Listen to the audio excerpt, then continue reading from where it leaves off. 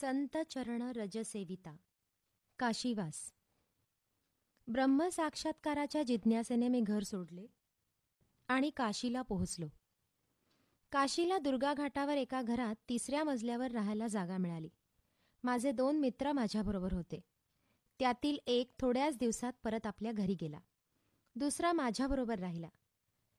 मी भूतकाळातील पुष्कळशी स्मरणे विसरतो, भविष्यकाळाची चिंता करीत नाही आणि वर्तमान काळात राहतो हे खरे आहे. तरीही भूतकाळाचे प्रभावी स्मरण टाळता येत नाही. मी माझा हा मित्र काशीमध्ये गमावला.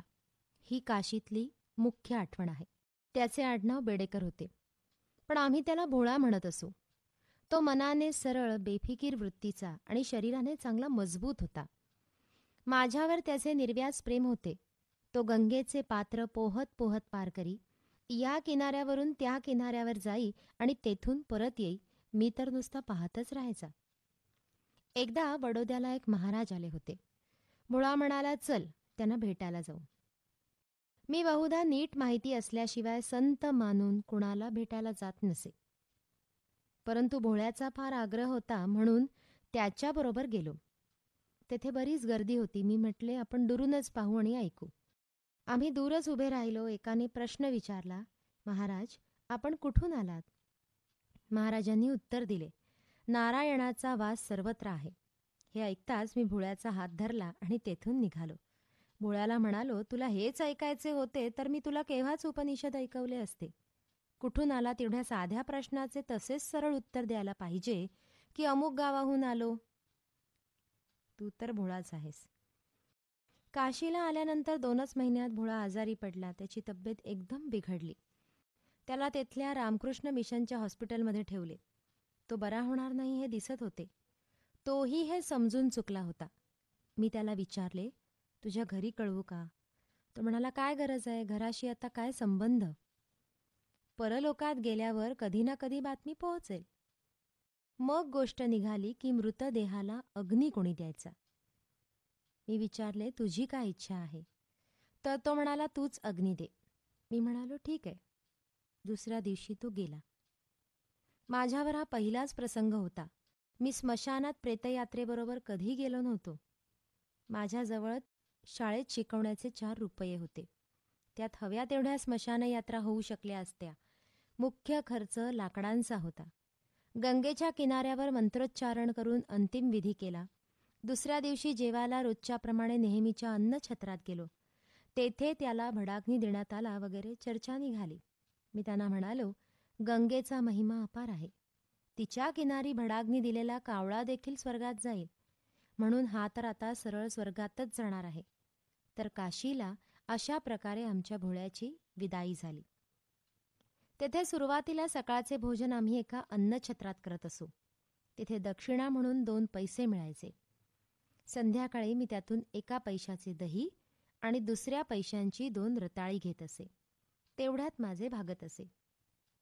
काशीला इंग्लिश शिकविणारी एक शाळा होती. एकदा मी त्या शाळेत गेलो होतो. तेव्हा पाहिले की तिथल्या शिक्षकालाही नीट इंग्लिश येत नव्हते. मग मी रोज 2 तास तेथे इंग्लिश शिकवू लागलो. त्यांनी मला विचारले, किती पगार पाहिजे? मी म्हणालो, महिन्याला 2 रुपये. त्यांनी विचारले, एवढे पुरे होतील? मी म्हणालो, भोजन मला अन्नछत्रात मिळते, म्हणून याहून अधिकाची मला गरज नाही. 2 महिने मी तेथे शिकविले. त्याचे 4 रुपये मिळाले. काशीच्या म्युअर सेंट्रल लायब्ररीमध्ये पुष्कळ संस्कृत आणि हिंदी धर्मग्रंथ होते. मी थोड्याच दिवसात तेथले जवळजवळ सर्व ग्रंथ पाहून घेतले. जास्तीत जास्त वेळ वाचण्यात घालवायचा. मला संस्कृत भाषा देखील शिकायची होती. मी एका पंडिताकडे गेलो आणि त्याला विचारले की संस्कृत शिकण्याकरता किती दिवस लागतील? तो म्हणाला, 12 वर्षे लागतील. मी म्हणालो, इतका वेळ माझ्याजवळ नाही. मग त्याने विचारले, किती दिवसात शिकू इच्छिता? मी म्हणालो, 2 महिन्यात. तो माझ्याकडे पाहतच राहिला. रोज रात्री 1 तास गंगेच्या किनाऱ्यावर घालवीत असे. कधी ध्यान करायचा, कधी जोरदार चिंतन चालायचे, कधी कविता बनवायचा आणि मग ती गंगेत सोडून द्यायचा. गंगेच्या किनाऱ्यावर रोज पंडितांच्या सभा होत, वादविवाद चाले. कधी कधी मी तेथे जाऊन ऐकत बसे. एक दिवस एका सभेमध्ये द्वैतवादी आणि अद्वैतवादी यांच्यामध्ये वादविवाद झाला आणि अद्वैत पक्षाचा विजय झाला. मी उठलो आणि म्हणालो, अध्यक्ष महाराज, मला काही सांगायचे आहे. अध्यक्षांना वाटले मुलगा आहे, बोलेल काहीतरी. त्यांनी मला बोलायची परवानगी दिली. मी म्हणालो, तुम्ही सर्वांनी आत्ताच पाहिले की अद्वैतवाद्यांचा कसा पराभव झाला. लोक बघतच राहिले की हा काय उलटे बोलतो आहे. मी पुढे म्हणालो, जो अद्वैती आहे तो वादविवादासाठी उभाच कसा राहील. जे द्वैतवाद्यांशी चर्चा करायला उभे राहतात ते अगोदरच हारलेले आहेत. अद्वैतीच्या मनात जेव्हा द्वैत उभे राहते तेव्हाच विवादाचा प्रश्न उभा राहतो. एवढे बोलून मी तेथून निघून आलो. एकदा मला कुलपाची गरज पडली. मी ते विकत घ्यायला गेलो. अन्नछत्राकडे जाणाऱ्या रस्त्यावरच दुकान होते. मी कुलपाची किंमत विचारली. दुकानदाराने 10 आणे सांगितली. मी कुलूप विकत घेतले आणि त्या दुकानदाराला 10 आणे देऊन म्हटले, तुम्ही 10 आणे मागत आहात म्हणून देतो आहे, परंतु या कुलपाची खरी किंमत 2 आणे आहे. तुम्ही अधिक मागत आहात. त्यावेळी तो दुकानदार काही बोलला नाही. मी रोजच त्या रस्त्याने जात असे, पण आपल्या रस्त्याने निघून जाई. त्याच्याकडे पाहत नसे. 1-2 दिवसांनी त्या दुकानदाराने मला बोलाविले आणि म्हटले, त्या दिवशी तुमच्याकडून कुलपाचे मी जरा जास्तच पैसे घेतले. ही माझी चूक झाली. असे म्हणून त्याने मला अधिक घेतलेले पैसे परत केले. या घटनेचा माझ्यावर फार परिणाम झाला आणि मला त्या माणसाबद्दल आदर वाटला. जेव्हा मी घर सोडून निघालो तेव्हा फक्त एक पुस्तक बरोबर घेतले होते, ज्ञानेश्वरी. ज्ञानेश्वरीवर माझी फार श्रद्धा होती. एकदा रात्री स्वप्न पडले. दुसऱ्या दिवसापासून मी ज्ञानेश्वरी उशाला घेऊन झोपू लागलो, तर स्वप्न पडणे बंद झाले. अशा प्रकारे 2 महिने आणि काही दिवस काशीत राहणे झाले आणि नंतर माझी पावले बापूंकडे वळली. सत्याग्रहाश्रम. लहानपणापासूनच माझे लक्ष बंगाल आणि हिमालय यांच्याकडे लागले होते. हिमालयात आणि बंगालमध्ये जायची स्वप्ने मी पाहायचा. एकीकडे बंगालमधील वंदे मातरमची क्रांतीची भावना मला खेचत होती, तर दुसरीकडे हिमालयाचा ज्ञानयोग खेचत होता. हिमालय आणि बंगाल या दोहोंच्या वाटेवर काशीनगरी पडते. कर्मसंयोगाने मी तेथे पोहोचलो. मी हिमालयातही गेलो नाही आणि बंगाललाही पोहोचलो नाही, आणि तरीही मनाने मी एकाच वेळी दोन्ही जागी पोहोचलो. पुढे मी गांधीजींजवळ पोहोचलो आणि त्यांच्याजवळ मला हिमालयाची शांती आणि बंगालची क्रांती मिळाली. तेथे जे मिळाले त्यात क्रांती आणि शांती दोन्हींचा अपूर्व संगम झालेला होता. मला लहानपणापासून अज्ञातात उडी घ्यायचे शिक्षण मिळाले. मी घर सोडून निघालो तेव्हा माझे वय 20-21 वर्षांचे होते. कॉलेज सोडून ब्रह्मविद्येच्या नावाने अज्ञातात उडी घ्यायचे साहस मी केले. त्यावेळी जगामध्ये कुठे आश्रय मिळेल किंवा नाही याची मला काहीही कल्पना नव्हती. पण 2-3 महिन्यातच गांधीजींजवळ आश्रय मिळाला. मी तर अज्ञातातच उडी घेतली होती. पण एवढे मोठे आश्रयस्थान मिळाले. गुरुदेवांनी म्हणजे रवींद्रनाथ ठाकूरांनी म्हटले आहे की अरे घाबरतोस कशाला, तू तर अज्ञातात प्रवेश करून चुकला आहेस. तुझी आई काय तुला अगोदर माहीत होती? ईश्वराने तुला सुरुवातीपासूनच अज्ञातात प्रवेश करण्याची हिंमत दिली आहे. तेव्हा जसे अज्ञातात जन्म घेतला, अज्ञातात प्रेमळ आई मिळाली, तसेच जेव्हा ब्रह्मविद्येत उडी मारण्याचे साहस केले तेव्हा महात्मा गांधींसारखी प्रेमळ माता मिळाली. मी जेव्हा काशीला आलो तेव्हा गांधीजींच्या एका व्याख्यानाची चर्चा सर्वत्र चालली होती. काशीच्या हिंदू विश्वविद्यालयात गांधीजींचे ते व्याख्यान झाले होते. त्या व्याख्यानात त्यांनी अहिंसेविषयी पुष्कळ सांगितले होते. मुख्यतः निर्भयतेशिवाय अहिंसा असूच शकत नाही हे सांगितले होते. मनात हिंसेचा भाव राखण्यात जास्त हिंसा आहे. उघड उघड केलेली हिंसा त्या मानाने कमी मानली जाईल. म्हणजे मानसिक अहिंसा ही मुख्य अहिंसा आहे आणि ती निर्भयतेशिवाय असूच शकत नाही. त्या भाषणात त्यांनी तरतरेची आभूषणे घालून आलेल्या राजा महाराजांवर कडक टीका केली होती. मी काशीला पोहोचलो तेव्हा गांधीजींच्या या ऐतिहासिक व्याख्यानाला 1 महिना होऊन गेला होता, तरीसुद्धा शहरात त्याची चर्चा चालू होती. मी जेव्हा ते व्याख्यान वाचले तेव्हा अनेक शंका आणि जिज्ञासा मनात उत्पन्न झाल्या. म्हणून मी गांधीजींना पत्र लिहिले. त्यात आपली जिज्ञासा त्यांच्यासमोर मांडली. त्यांनी मला त्या पत्राचे फारच चांगले उत्तर दिले. 10-15 दिवसांनी मी पुन्हा त्यांना माझ्या शंका विचारल्या तेव्हा त्यांचे एक कार्ड आले. त्यात लिहिले होते की अहिंसेविषयी जे प्रश्न विचारले आहेत त्याचे समाधान पत्रव्यवहाराने होऊ शकत नाही. त्यासाठी जीवनाला स्पर्श झाला पाहिजे. म्हणून काही दिवस माझ्याजवळ आश्रमात येऊन राहिलात तर हळूहळू गोष्टी होऊ शकतील. समाधान चर्चेने नव्हे तर जीवनाने होईल. हे त्यांचे उत्तर मला पटले. बापूंनी त्या उत्तरासोबत आश्रमाचे एक नियमपत्रकही माझ्याकडे पाठविले होते. ते मला जास्तच आकर्षक वाटले. त्यावेळेपर्यंत कोणत्याही संस्थेचे असे पत्रक माझ्या पाहण्यात कधी आले नव्हते. त्यात लिहिले होते, या आश्रमाचे ध्येय आहे विश्वहित अविरोधी देशसेवा आणि त्यासाठी आम्ही खाली लिहिलेली व्रते आवश्यक मानतो. खाली सत्य, अहिंसा, ब्रह्मचर्य, अस्तेय, अपरिग्रह, शरीरश्रम इत्यादी 11 व्रतांची नावे लिहिलेली होती. मला हे फारच आश्चर्यकारक वाटले. मी इतिहास खूप वाचला होता, पण देशाच्या उद्धारासाठी व्रतांचे विधान आवश्यक मानलेले मला कुठेही पाहायला मिळाले नव्हते. या सगळ्या गोष्टी योगशास्त्रात, धर्मग्रंथात, भक्तिमार्गात येतात, पण देशसेवेलाही त्या आवश्यक आहेत हे त्या पत्रकात होते. म्हणून माझे मन त्याकडे आकर्षित झाले. मला वाटले हा पुरुष असा आहे की जो देशाची राजनैतिक स्वतंत्रता आणि आध्यात्मिक विकास दोन्ही एकदमच साधू पाहत आहे. मला हेच पसंत होते. बापूंनी लिहिले होते, तू इकडे निघून ये.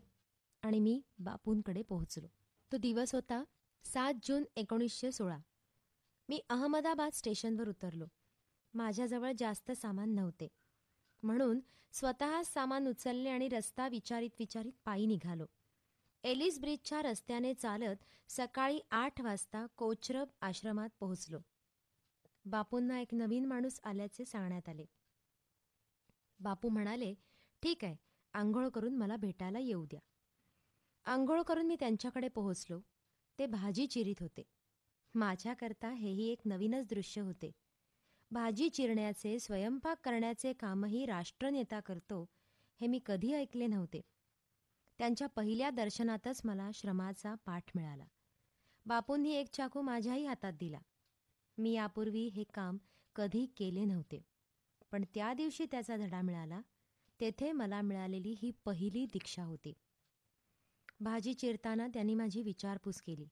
ते म्हणाले, जर तुला येथील राहणी चांगली वाटली आणि आपले जीवन तुला सेवा कार्यात लावायचे असेल तर तू इथे राहा, मला आनंद होईल. माझी जिज्ञासा त्यांनी पारखली होती. नंतर म्हणाले, पण तू फार दुबळा दिसतोस. आत्मज्ञानी सामान्यतः शरीराने कमजोर असतो, पण तू तर आजारी दिसतोस. आत्मज्ञानी कधी आजारी पडत नाही. हा त्यांनी दिलेला दुसरा धडा. बापूंचे हे बोलणे मी कधी विसरू शकत नाही. त्या दिवशी भाजी चिरता चिरता बापूंशी जे बोलणे झाले तेवढेच. त्यानंतर फक्त कामाच्या गोष्टी व्हायच्या. इतर वेळी मी माझ्या कामात मग्न राहायचा. बापूंचे अनेकांशी बोलणे होत असे, ते मी ऐकत राहायचा. मुलगा सद्भावनेने आला आहे हे बापूंनी ओळखले होते, परंतु इतर सर्वांना वाटत होते की हा एक जड माणूस आहे. एक दिवस एकाशी गीतेच्या एका श्लोकावर बापू बोलत होते. गीतेत एका ठिकाणी कर्म श्रेष्ठ आहे असे म्हटले आहे आणि दुसऱ्या ठिकाणी कर्माहून ज्ञान श्रेष्ठ आहे असे म्हटले आहे. तर याचा अर्थ काय, असे त्या गृहस्थांनी बापूंना विचारले. बापूंनी उत्तर दिले, पहिल्या वाक्याची भाषा गौण आहे आणि दुसऱ्याची श्रेष्ठ आहे. मी चर्चा ऐकत होतो. म्हणालो, पहिल्या वाक्याची भाषा भक्तीची आहे आणि दुसऱ्याची ज्ञानाची आहे. बापूंना ते फार आवडले. ते म्हणाले, तू अगदी बरोबर बोललास. मी शब्द शोधत होतो, पण मला सुचला नाही. येथे गौण श्रेष्ठचा प्रश्न नाही. दोन्ही श्रेष्ठच आहेत, पण एक भक्तीची भाषा आहे आणि दुसरी ज्ञानाची. माझ्यासारख्या मुलाच्या मताला महत्त्व देऊन ते कबूल करण्याएवढी नम्रता बापूंजवळ होती. त्यावेळी सर्वांना समजले की यालाही बोलता येते. यात लोकांचा काही दोष नव्हता. त्या काळात मी फार रुक्ष मनुष्य होतो. 21 वर्षांचा तरुण होतो. ज्याला सभ्यता, शिष्टाचार म्हणतात, तो माझ्यापाशी फार कमी होता. माझ्या मित्रांना हे माहीत होते. मी कुणाशी बोलतही नसे. कामात, अध्ययन, ध्यान, चिंतनात आणि आणखी कशात तरी गडलेला असायचा. एक दिवस भल्या पहाटे उठून मी आपल्या खोलीत उपनिषद म्हणत होतो. आश्रमवासियांनी ते ऐकले आणि बापूंना सांगितले की याला संस्कृत येते. बापूंनी मग मला विचारले आणि मग ते मधून मधून मला प्रार्थनेत काही बोलायला सांगू लागले. बोलायची सवय तर मला होतीच, कारण बडोद्याला विद्यार्थी मंडळात त्याचा चांगला अभ्यास झाला होता. पण तेथे प्रार्थनेत बोलावे लागायचे याचा मला फार लाभ झाला. बापूंच्या उपस्थितीत बोलायचे आहे तर बोलताना एक शब्द देखील इकडे तिकडे किंवा जास्त कमी होऊ नये याचे भान ठेवावे लागायचे. समत्वयुक्त कसे बोलावे याचा फार चांगला अभ्यास झाला. बोलण्यापूर्वी कशा प्रकारे बोलावे याचा विचार मी करीत नसे. या संबंधात येशू ख्रिस्ताने आज्ञा देऊन ठेवली आहे की जेव्हा प्रचाराकरता जाल तेव्हा काय बोलावे याचा विचार करू नका. ईश्वर तुम्हाला प्रेरणा देईल. विचार कराल तर ती तुमची स्वतःची प्रेरणा होईल. असे चालले. बापूंनी मला घडविण्याचा निश्चयच केला होता. लोकांना ते माझ्याकडे पाठवीत. वर्ध्याला गेल्यानंतर सेवाग्राममध्ये जे कोणी जिज्ञासू येत त्यांना बापू विचारित की तुम्ही विनोबांना भेटलात का? भेटला नसाल तर अवश्य भेटून या. एक दिवस एका माणसाला त्यांनी माझ्याकडे पाठविले. ते भारताचे प्रख्यात क्रांतिकारक होते. बापूंनी सांगितले म्हणून ते पायी चालत पवनारला आले. मी शेतात खणत होतो. नजर वर करून पाहिले तर ते गृहस्थ समोर उभे दिसले. मी विचारले, कसे काय येणे केले? त्यांनी उत्तर दिले, असेच दर्शन करायला आलो. मग काय, दुसऱ्या काही गोष्टी झाल्या नाहीत. लगेचच माझे हात पुन्हा कामाला लागले. नजर कामावर लागली. ते गृहस्थ काही वेळ उभे राहिले पण काही बोलले नाहीत. परत जाऊन त्यांनी बापूंकडे तक्रार केली की तुम्ही मला कशा माणसाकडे पाठवले? माझ्याशी तो काहीच बोलला नाही. बापू समजले. म्हणाले, तुम्ही पोहोचलात तेव्हा तो काय करीत होता? शेतात खोदत होता. बापू म्हणाले, मग त्यात नाराज कशाला व्हायचे? विनोबा आपले काम करीत होता तर तो तुमच्याशी कसे बोलेल? कुणाला भेटायचे असेल म्हणजे आधी वेळ मागून घ्यायला हवा.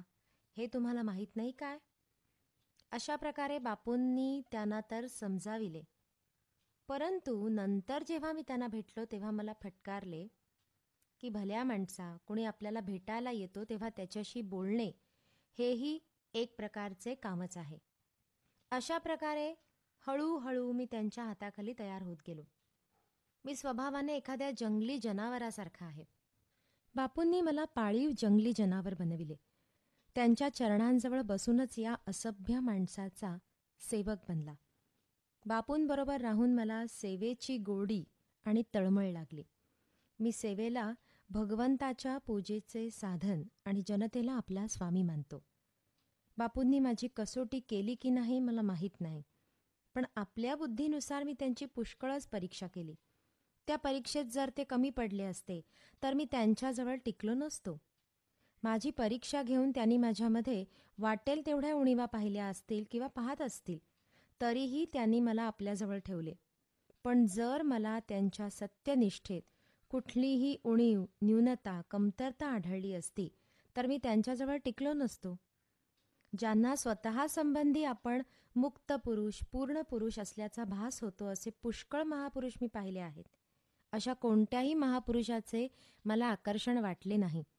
परंतु स्वतःला सदैव अपूर्ण मानणाऱ्या बापूंचेच मला विलक्षण आकर्षण वाटले. ते नेहमी म्हणायचे की मी अजून पूर्ण सत्यापासून फार दूर आहे. माझ्यावर बापूंचा जेवढा प्रभाव पडला तेवढा पूर्णतेचा दावा करणाऱ्या इतर कुणा सज्जनाचा पडलेला नाही. मी बापूंना भेटलो आणि त्यांच्यावर मुग्ध झालो ते त्यांच्या अंतर्बाह्य एकतेच्या अवस्थेमुळे. कर्मयोगाची दीक्षा मला बापूंकडूनच मिळाली. गीतेमध्ये तो सांगितलेला आहेच, पण त्याचा साक्षात्कार मला झाला बापूंच्या जीवनात. गीतेच्या कर्मयोगाचे प्रत्यक्ष आचरण मी बापूंमध्ये पाहिले. गीतेत स्थितप्रज्ञाची लक्षणे आहेत. ते वर्णन लागू पडेल असा देहधारी स्थितप्रज्ञ शोधूनही मोठ्या भाग्यानेच मिळेल. परंतु या लक्षणांच्या जवळ पोहोचलेला हा महापुरुष मी माझ्या डोळ्यांनी पाहिला. बापूंजवळ आश्रमाचे जे काही जीवनस्वरूप मी माझ्या दृष्टीने पाहिले, त्यातून मला पुष्कळ नवीन गोष्टी मिळाल्या. विशेष म्हणजे जीवनाच्या मूलभूत तत्वांवर श्रद्धा, ॲब्सोल्यूट मॉरल व्हॅल्यूज याविषयी मला स्पष्ट दृष्टी मिळाली.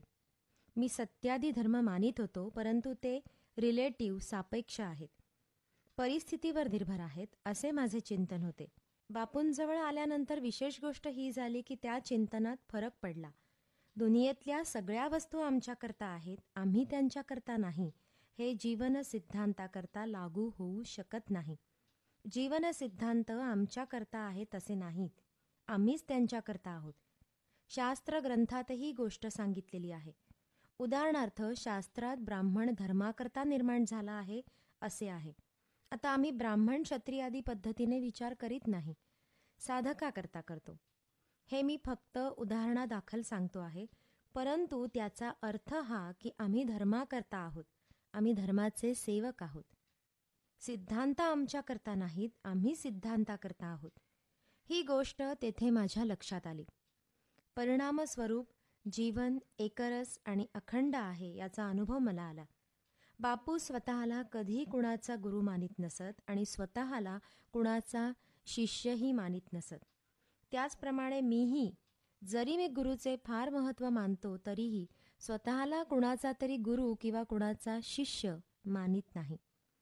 पण गुरुत्वाची ही भाषा सोडून मी एवढेच म्हणेन की मला बापूंच्या आश्रमात जे काही मिळाले तेच आजवर माझ्या उपयोगाला आले.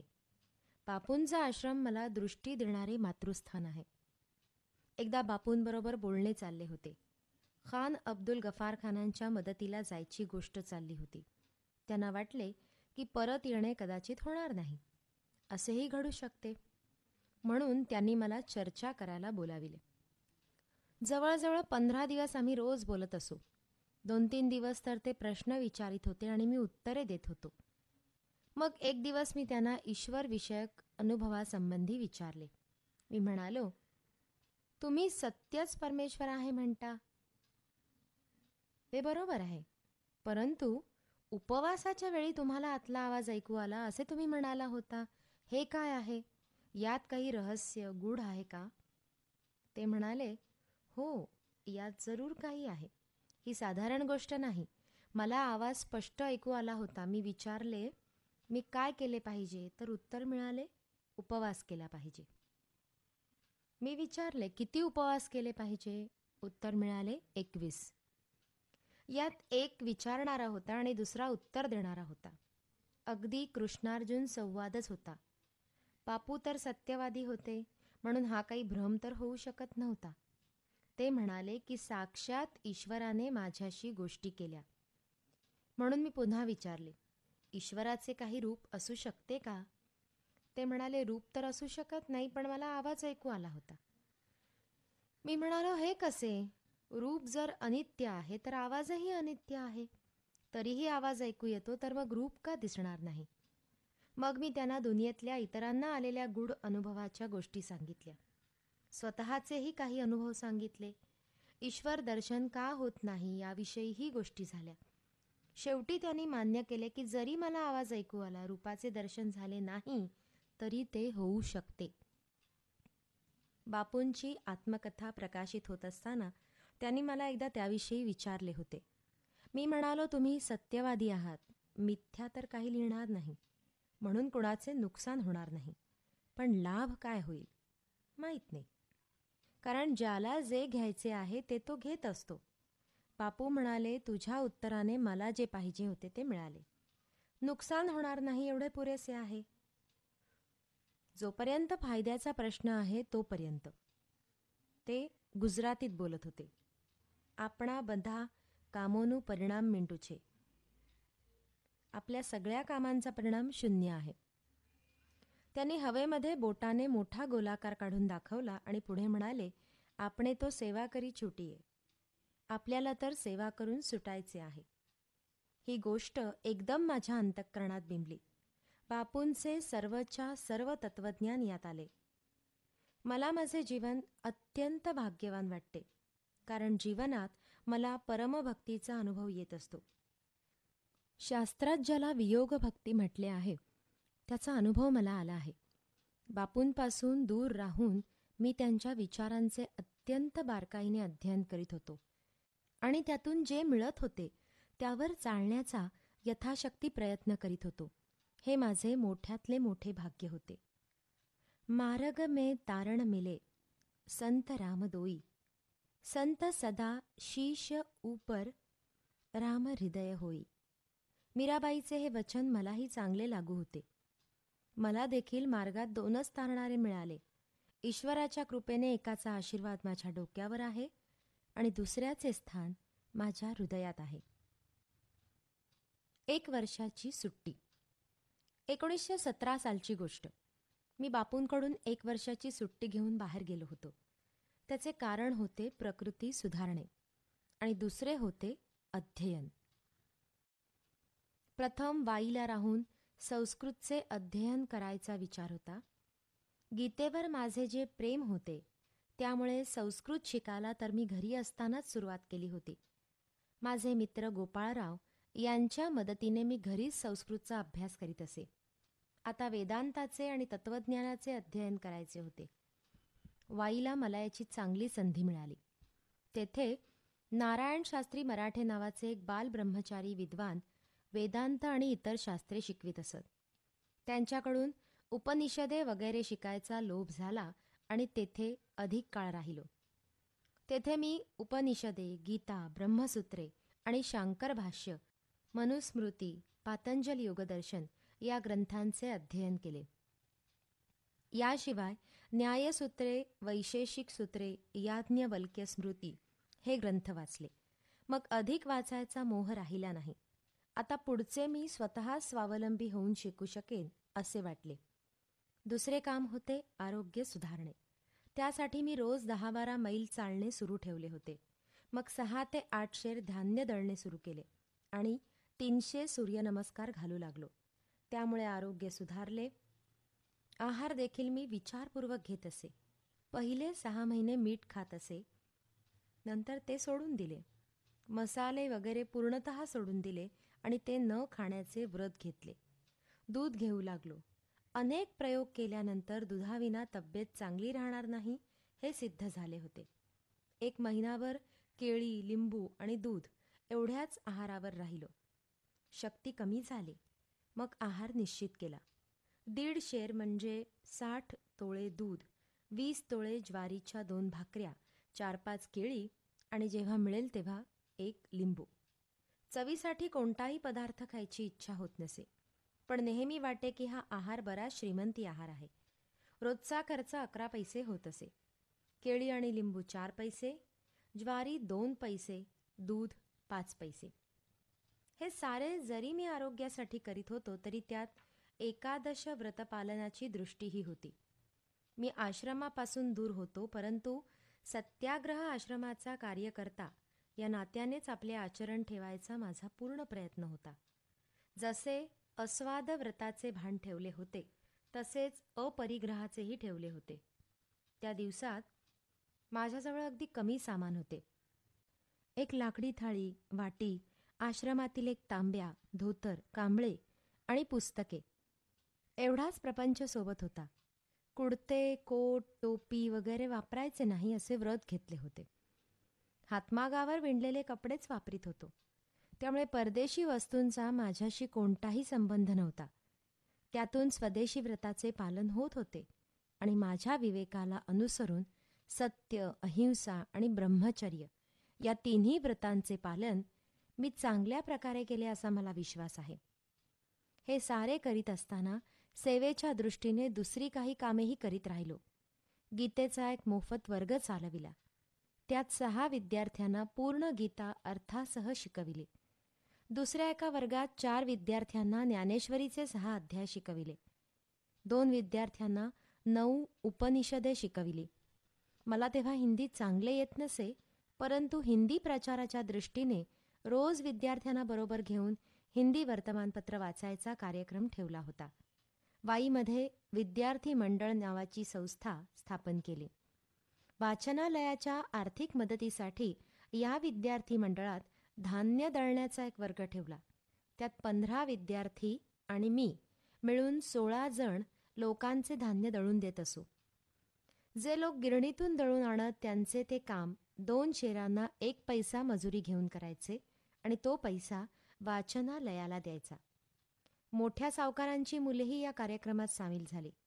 वाई हे जुन्या विचारसरणीचे गाव आणि आमच्या या वर्गात हायस्कूलमध्ये शिकणारी सगळी ब्राह्मणांची मुले होती. त्यामुळे सगळ्यांनी आमची मूर्खात गणना केली. तरीही हा वर्ग 2 महिने चालला. वाचनालयात 400 पुस्तके जमा झाली. याच वर्षी मी जवळजवळ 400 मैल पायी फिरलो. ज्ञानप्राप्तीसाठी महाराष्ट्रातील 5-6 जिल्ह्यांमध्ये फिरलो. किल्ले पहावे, रायगड, सिंहगड, तोरणगड इत्यादी इतिहास प्रसिद्ध किल्ले पाहिले. संतांची स्थाने पहावी, चांगल्या लोकांच्या भेटीगाठी घ्याव्यात, लोकनिरीक्षण करावे असा माझा हेतू होता. त्यावेळी मी लोकांजवळ जाऊन गुपित ज्ञान घेण्याचा प्रयत्न करत असे. कोणाच्या घरी जुन्या पोथ्या असतील तर त्या पाहत असे. इतिहास संशोधनाचा, विशेषतः जुने आध्यात्मिक ग्रंथ पाहण्याचा नाद होता. तो नाद घेऊन मी हिंडत होतो. त्यावेळी मला लोक विशेष जाणत नव्हते म्हणून त्याचा लाभ मला मिळत होता. तो एक विशेषच लाभ होता, कारण पोटात शिरून ज्ञान मिळवावे लागते.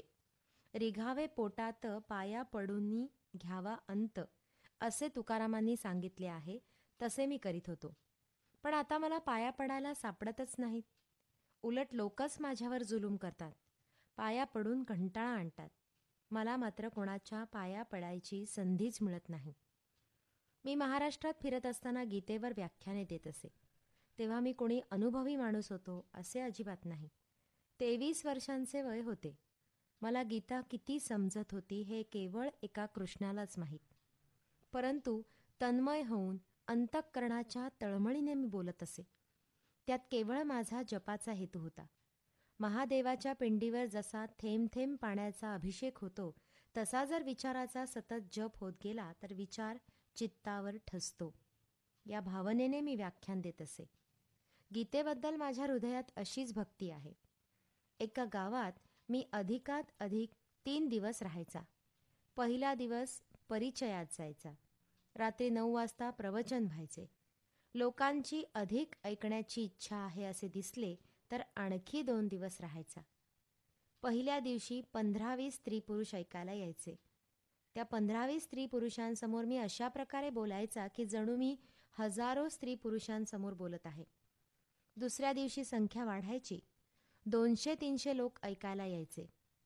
एकदा एका गावात होतो. संकेश्वर मठाचे शंकराचार्यही तेव्हा तिथे आले होते. त्यांचे व्याख्यान सकाळी होत असे. त्यांना कळले की या गावात कोणीतरी तरुण साधू आला असून त्याच्या सभेला बरेच लोक जातात. त्यांच्याकडून मला भेटीचे बोलावणे आले. माझा दिवसभराचा कार्यक्रम बांधलेला होता. वेळ नव्हता म्हणून मी त्यांच्याकडे गेलो नाही. पण त्यांनी मला पुन्हा चिठ्ठी पाठवली म्हणून मग मी त्यांना भेटायला गेलो. मी त्यांना प्रणाम केला. ते म्हणाले, तुला भेटून मला फार आनंद झाला. जर वासरू गाईला भेटायला आले नसते तर गाय वासराला भेटायला गेली असती. हे त्यांचे शब्द ऐकून माझ्या डोळ्यात पाणी आले. आज देखील त्यांचे ते वाक्य मला तसेच आठवत आहे. त्या वाक्याने मला जिंकले. मग त्यांनी मला विचारले, शंकराचार्यांचे भाष्य वाचले आहेस का? मी म्हणालो, गीता भाष्य वाचले आहे. ब्रह्मसूत्र भाष्य वाचित आहे. त्यांना हे ऐकून फार बरं वाटलं. एका गावाला, तासगावला मला 7 दिवस थांबावे लागले, कारण तेथे पोहोचलो तेव्हा माझ्या पायाला फोड झाला होता. त्यामुळे मी चालू शकत नव्हतो. पहिल्या दिवशी तो फोड सतत 24 तास दुखत राहिला. मग त्याचे ऑपरेशन करून घेतले. म्हणून 7 दिवस मी व्याख्यानाच्या जागी बैलगाडीत बसून जात असे. गंमत अशी की श्रोते गोळा झाले आणि माझे व्याख्यान सुरू झाले की त्या फोडाचे दुखणे बंद व्हायचे आणि व्याख्यान समाप्त झाले, सगळे लोक निघून गेले की पुन्हा दुखणे चालू व्हायचे. त्या 7 दिवसांच्या मुक्कामात मी ब्रह्मसूत्र शांकर भाष्य संपूर्ण वाचले. दिवसभर वाचीत असे. ज्या गावात थांबायचा त्या गावातील तरुणांची ओळखी करायचा, त्यांना पदयात्रेत यायचे निमंत्रण द्यायचा, भल्या पहाटे आंघोळ करून फिरायला निघायचा. सोबत कोणी असले तर जोरदार चर्चा चालायची. बहुत करून तरुण मंडळी सोबत असतच. कधी एकटा राहिलो तर चिंतन चालायचे. 10-11 वाजेपर्यंत फिरत राहायचा. अशा धुंदीत ते दिवस गेले. व्याख्याने, चर्चा वगैरेंच्याद्वारे आणि आपल्या आचरणाद्वारे गांधीजींच्या सत्याग्रहाश्रमाचा प्रचार करण्याचा प्रयत्न मी केला. चित्तात एकच विचार होता. स्वप्नात देखील एकच विचार येई. ईश्वर माझ्याकडून सेवा करून घेईल का? हे शरीर ईश्वर सेवेत समर्पित व्हावे हीच एक इच्छा होती. आश्रमात परतायचा दिवस मी बापूंना आधीच सांगून ठेवला होता. बरोबर त्याच दिवशी मी पुन्हा आश्रमात पोहोचलो. बापूंची नित्य निकटता, बापूंचे पुष्कळ प्रेम आणि विश्वास मी मिळवला. मी देखील आपले सर्वस्व त्यांच्या चरणी समर्पित केले होते. बापू होते तेव्हा मी निश्चिंत मनाने आपले प्रयोग करीत होतो. परंतु आता जेव्हा विचार करू लागतो तेव्हा वाटते की काही वर्षे आधीच बाहेर पडलो असतो तर ज्या आगीत बापूंच्या जीवनाचा होम झाला ती आग झेलून घेण्याची संधी तर कदाचित मिळाली नसती. पण बापूंच्या अगोदर स्वतः त्या होमात जाण्याचे समाधान कदाचित मिळाले असते. बापूंना गोळी लागल्यानंतर मला असे वाटले की 5-10 वर्षे आधी बाहेर आलो असतो तर कदाचित काही मदत होऊ शकली असती. कमीत कमी 1945 तुरुंगातून सुटल्यानंतर जरी मी बापूंच्या व्यापक कामात लागलो असतो तरी बापूंवरचा प्रहार मी स्वतःवर घेऊ शकलो असतो असे मला वाटते. शेवटी जे काही होते ते सर्व ईश्वराच्या योजनेप्रमाणे होत असते. एका माथेफिरू माणसाने बापूंची हत्या केली ही दुर्दैवाची गोष्ट आहे. ही घटना घडल्यानंतर 2 तासांनी ती बातमी पवनारला मला कळली. 2-3 दिवस माझे चित्त शांत राहिले. कोणत्याही घटनेचा माझ्यावर एकदम परिणाम होत नाही अशी माझी सवय आहे. असेच या घटनेचे झाले. पण 2-3 दिवसांनंतर परिणाम होऊ लागला आणि चित्तात व्याकुळता आली. त्या दिवसात रोज प्रार्थनेत मला बोलावे लागत असे. एके दिवशी सेवाग्राम आश्रमात प्रार्थनाभूमीवर जेव्हा मी बोलू लागलो तेव्हा माझ्या डोळ्यातून अश्रुधारा वाहू लागल्या. हे पाहून एकजण म्हणाला, "काय, विनोबा रडले?" "होय, मलाही ईश्वराने हृदय दिले आहे आणि म्हणून मी ईश्वराचे उपकार मानतो. परंतु माझ्या डोळ्यात जे अश्रू आलेत ते बापूंच्या मृत्यूसाठी नव्हते. कारण कुठल्याही महापुरुषाला ज्या प्रकारचे मरण येऊ शकते तसेच मरण त्यांना आले असे मी मानतो. पण आपल्या बांधवांच्या हत्याकारी मनोवृत्तीला मी अडवू शकलो नाही याचे मला दुःख झाले." बापूंच्या मृत्यूची बातमी ऐकताच माझ्या मनाला असे वाटले की बापू अमर झाले.